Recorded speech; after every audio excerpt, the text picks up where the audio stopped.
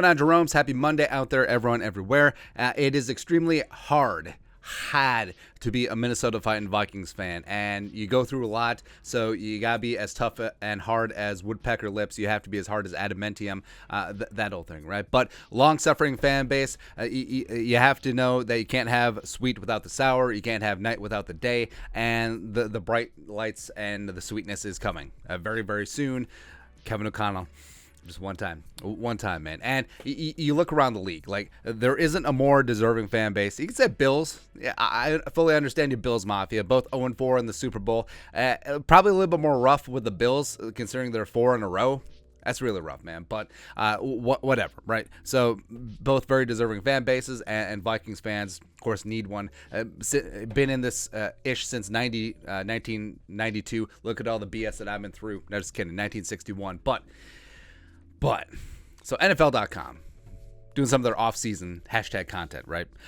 Talking about the 2022 NFL season, which fan base most deserves a Super Bowl title. And they listed off all of the franchises that have never hoisted that drum party. The Cardinals, the Falcons. That one's rough. That one's rough. All three Falcons fans are really upset about that one. The Buffalo Bills, of course. Panthers, who cares? Bengals, Bengals have been through it.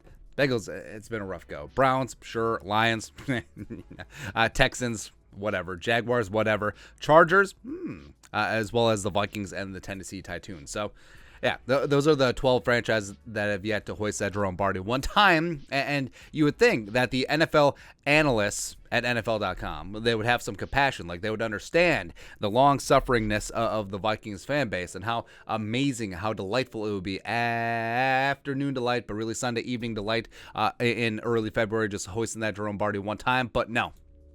No. So they went through and they talked to 4 different analysts, and none of them picked the Vikings. Of course, Adam freaking Rank just really stuck it in. But, D'Angelo Hall, so, respect. He picked the Buffalo Bills. I fully understand that one. That's the one that I would accept. I would not accept any other fan base necessarily. Like, I'm not going with the Bengals. I'm not going with the Panthers. I'm not going with the Jaguars. I'm not doing anything like that, man. I'm going to donate plasma. That's what I'm going to do. So you got the Bears. Freaking Adam Rank. Where, hey, Adam Rank's like, the Bears fan base definitely deserves a Super Bowl. I understand it. Where Rank, he can't say that the Vikings fans deserve one, right? Because division rival, it would be like us saying that Bears fans, Bears deserve a Super Bowl. Get out of here. But you had the 85 Bears. You had one of the greatest one-off, one-time, un-timeo Super Bowl teams in NFL history. Like, the 85 Bears will still be talked about 100 years from now when they're talking about the league. Name another team that has that singularity. It's kind of tough, man. It's like, what, 2013 Ravens? Like people gonna hype them up? No. Well, maybe the 2000 Ravens. I understand that, but 85 Bears Super Bowl shuffle. They will always have that place in history, right?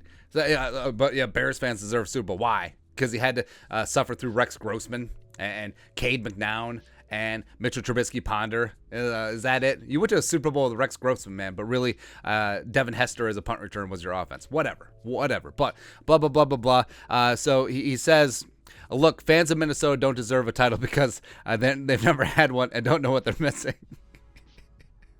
Oh, what a chump. It's a funny line, though, not gonna lie. But, yeah, so he's basically making the case that Bears fans deserve it because it's been a while. It's been a while since I could hold my head up high, get the hell out of here. And then, and then another video of Justin Fields. Get out of here. Yeah, you ain't going to go Super Bowl anytime soon with him. Then David Carr. So he got the Arizona Cardinals. Now, he could have picked the Raiders, right? Because his brother Derek obviously is the quarterback of the Raiders. But, I mean, the Raiders have tasted success, not recently, even though they made the Super Bowl in 2002. Lost to John Gruden, their former coach that they traded, ironically. But, all right, so David Carr picks the Arizona Cardinals. And I understand that, where Cardinals fans are very, they are hardcore. And now a lot of them have come along as the team has gotten and had success lately. But there's some hardcore Arizona fans out there. Even though a lot of transplants in Arizona, a lot of people who weren't born and raised there, and generally when you move, you take your sports allegiances with you. That's why it's very tough in, say, transplant cities like Los Angeles or in Atlanta or the state of Florida, etc. It can be kind of tough, but Arizona Cardinals fans respect, even though you should have had that one against the Steelers. I mean, if Santonio Holmes if his arms were like that much shorter, you would have had it. Plus, our guy Larry Fitzgerald would have been the Super Bowl MVP. He would have had that walk-off Super Bowl reception when he's running, looking up at the scoreboard. That was a great Super Bowl, by the way. Anyways, Cardinals fans, sure. And then Brian Bollinger, with his weird finger, pointing at the Buffalo Bills. Yes, I fully understand that. Now, I wouldn't have picked the Cardinals. That's just me. I would have picked the Bills. But how do 4 of these analyst jabronis just completely whiff on the Vikings? And also, how the Bills get listed twice? Like, D'Angelo and Bollinger don't get together in the hallways like, all right, so I'll go Bills, you go Vikings, we'll do all that stuff. Or is this just designed to turn the cold shoulder on the Vikings yet again? Because it is so weird that all the mistakes go in one direction, right? So the Vikings fans, they get ignored. The Vikings players, they get denigrated and downgraded whenever possible, and their achievements are just poo-pooed, except for Justin friggin' Jefferson, because you can't ignore the greatness of him. But whenever Kirk Cousins brought up, whenever the defense brought up, whenever Harrison Smith is up for an all-pro vote, he doesn't get it. Or whenever Daniil is ranked in the top edge rushers, he doesn't get the time of day, even though he's been hurt. Whatever. Again, this is just another thing, another thing to add to the list of grievances that will be aired out on Festivus, but it's going to be delayed this year from late December to early February, because soon as the Vikings win the Super Bowl, it's going to be F you, F you, F you. Hey, you're cool, Kyle Brandt, and F you. We're out. That's right. That's exactly what's going to happen, because guess what? They deserve it. They deserve it. Also, that top left picture from '98, that takes you back. That with those acid washed jeans, and yeah, whatever, man. Also, I feel bad for the guy who bought the plane ticket before the shank at the bank. The Vikings would have beat the Cardinals, by the way, but beside the point.